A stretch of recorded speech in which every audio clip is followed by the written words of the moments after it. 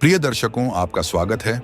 ये महान युद्ध अब अपने 7वें दिन पर पहुंच चुका है और कुरुक्षेत्र की भूमि पर संघर्ष और भीषण हो चला है।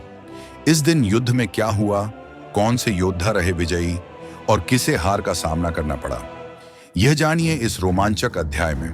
तो आइए आरंभ करते हैं महाभारत युद्ध के 7वें दिन की गाथा। पहले जानते हैं महाभारत युद्ध के 7वें दिन के सूर्योदय से पहले दुर्योधन और भीष्म के बीच हुई वार्तालाप के बारे में। महाराज दुर्योधन भीष्म पितामह से पूछते हैं, हमारी सेना इतनी बड़ी और शक्तिशाली होते हुए भी पांडवों के वीर योद्धा हमें पराजित कर निकल जाते हैं। भीम ने हमारी सेना को तोड़ते हुए मुझ पर भयंकर बाणों की वर्षा की। अब भी मेरा मन शांत नहीं हो रहा है। कृपा करके मुझे विजय का मार्ग बताइए। गंगा पुत्र भीष्म हंसते हुए उत्तर देते हैं, हे राजकुमार, मैं अपनी पूरी शक्ति और आत्मा से तुम्हारी विजय के लिए युद्ध करूंगा। पांडवों के सहयोगी वीर और निपुण योद्धा हैं, उन्हें हराना आसान नहीं है। फिर भी तुम्हारे लिए मैं अपनी जान की बाजी लगाकर युद्ध करूंगा। यह सुनकर दुर्योधन को आत्मविश्वास मिला और उसने अपनी सेना को आगे बढ़ने का आदेश दिया। विशाल सेना विभिन्न शस्त्रों से सुसज्जित युद्ध भूमि पर अद्भुत लग रही थी। धूल और ध्वजों से ढकी हुई सेना गर्जना करती हुई युग के अंत में प्रकट होने वाले बादलों के समान लग रही थी। आइए अब जानते हैं महाभारत युद्ध के 7वें दिन में प्रयोग की गई व्यूह रचना के बारे में। प्रभात के समय जब आकाश साफ था तो पराक्रमी भीष्म, जो सभी प्रकार के व्यूहों में निपुण थे, ने स्वयं अपनी सेना को मंडल व्यूह में व्यवस्थित किया। यह व्यूह शस्त्रों से लैस था और इसमें अनेक श्रेष्ठ योद्धा, हाथी और पैदल सैनिक शामिल थे। इसके चारों ओर हजारों रथ और तलवारों तथा भालों से सुसज्जित बड़ी संख्या में घुड़सवारों की टुकड़ियां आई थीं। प्रत्येक हाथी के पास 7 रथ, प्रत्येक रथ के पास 7 घुड़सवार और प्रत्येक घुड़सवार के पीछे 7 धनुर्धर और प्रत्येक धनुर्धर के पीछे 7 ढालधारी योद्धा तैनात थे। दुर्योधन कवच पहने हुए अपने रथ पर युद्ध भूमि में तैनात थे और हर एक युद्ध कला से संपन्न स्वर्ग में इंद्र के समान दीप्तिमान दिख रहे थे। कौरव सेना का यह शक्तिशाली और अभेद्य मंडल व्यूह पश्चिम की ओर से आगे बढ़ता है। शत्रुओं द्वारा पराजित न होने वाला यह व्यूह हर दृष्टिकोण से सुंदर लग रहा था।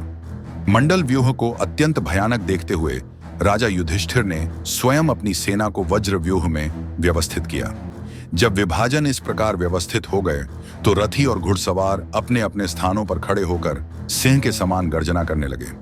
अपनी अपनी सेनाओं के साथ दोनों सेनाओं के बहादुर योद्धा युद्ध के लिए तत्पर थे और एक दूसरे के व्यूह को तोड़ने के इच्छुक होकर आगे बढ़े।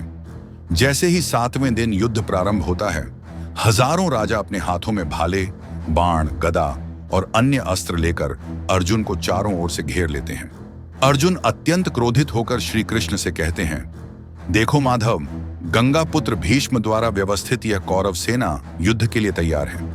ये बहादुर योद्धा अनगिनत संख्या में मेरे साथ युद्ध करने के इच्छुक हैं और त्रिगर्त के शासक अपने भाइयों के साथ यहाँ उपस्थित हैं। आज ही मैं इन सबको युद्ध भूमि में मार डालूंगा। इन शब्दों को कहकर कुंती पुत्र अर्जुन अपने धनुष गांडीव की प्रत्यंचा को खींचते हुए बाणों की बौछार कर देते हैं। इसके जवाब में कौरव सेना के महान धनुर्धर भी अर्जुन पर बाणों की घनी बौछार छोड़ते हैं, जैसे बारिश के मौसम में बादल झील को बारिश की बौछार से भर देते हैं। फिर अर्जुन अत्यंत क्रोध में इंद्रास्त्र का आह्वान करते हैं। तब अर्जुन का पराक्रम अत्यंत अद्भुत दिखाई देता है।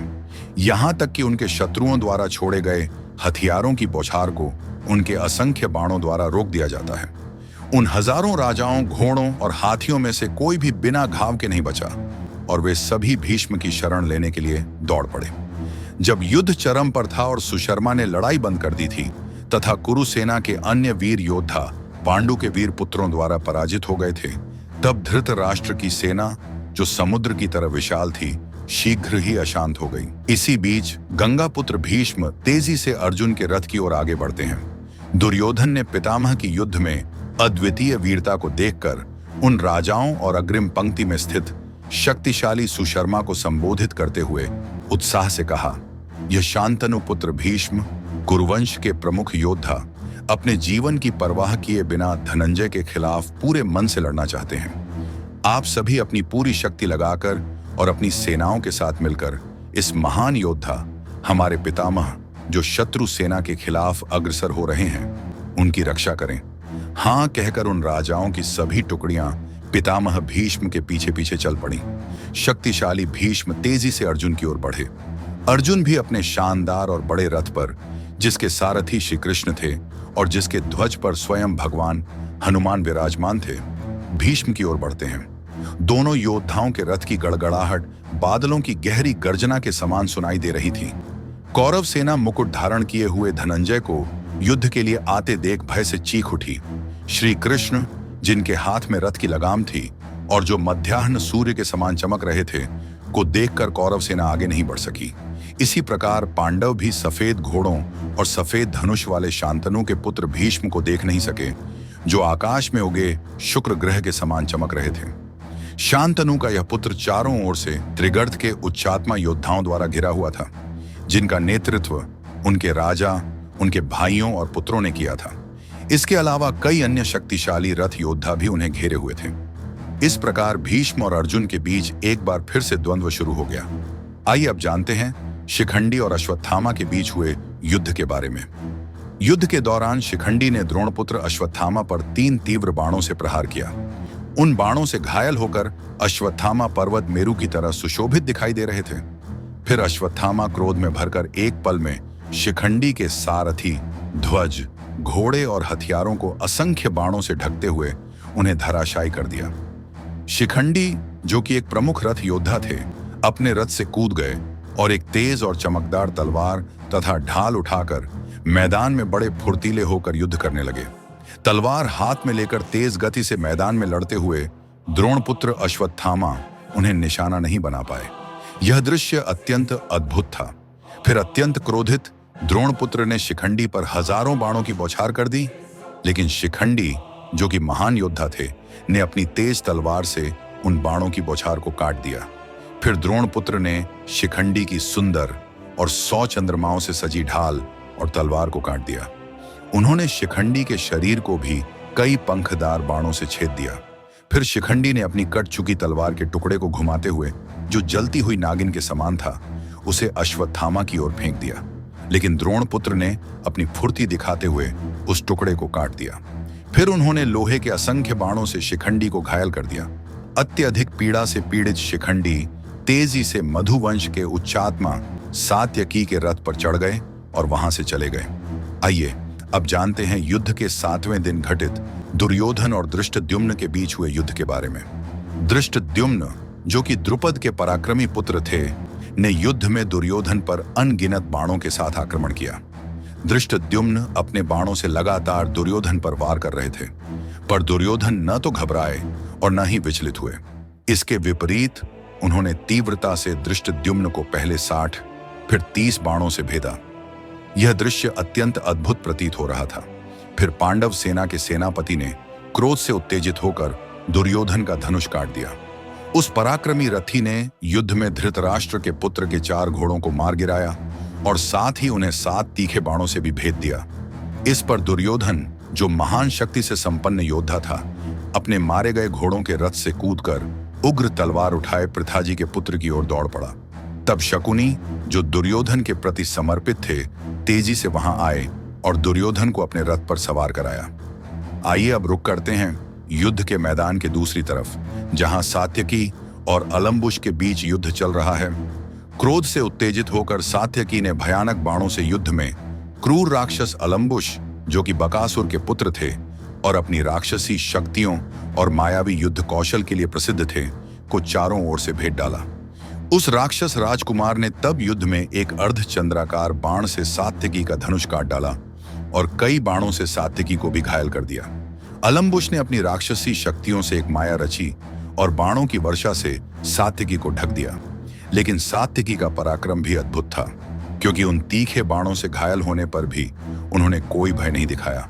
इसके विपरीत वृष्णिवंश के उस वीर ने मंत्रों से प्राप्त इंद्रास्त्र का प्रयोग किया, जिसे मधुवंश के उस प्रसिद्ध नायक ने विजया से प्राप्त किया था।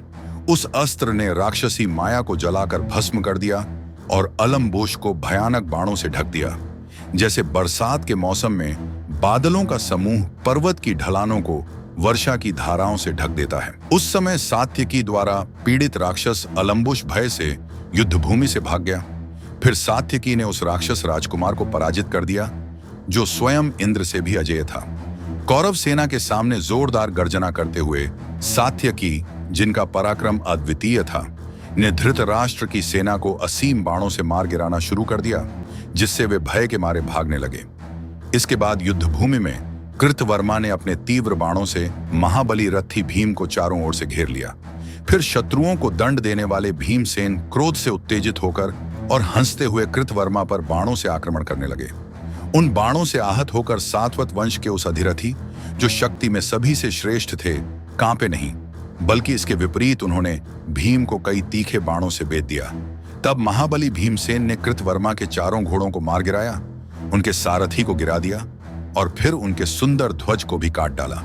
शत्रुओं का वध करने वाले उस योद्धा भीम ने तब कृतवर्मा को विभिन्न प्रकार के अनेक बाणों से बेध दिया। कृतवर्मा चारों ओर से बिंधे हुए और हर अंग में अत्यधिक घायल प्रतीत हो रहे थे।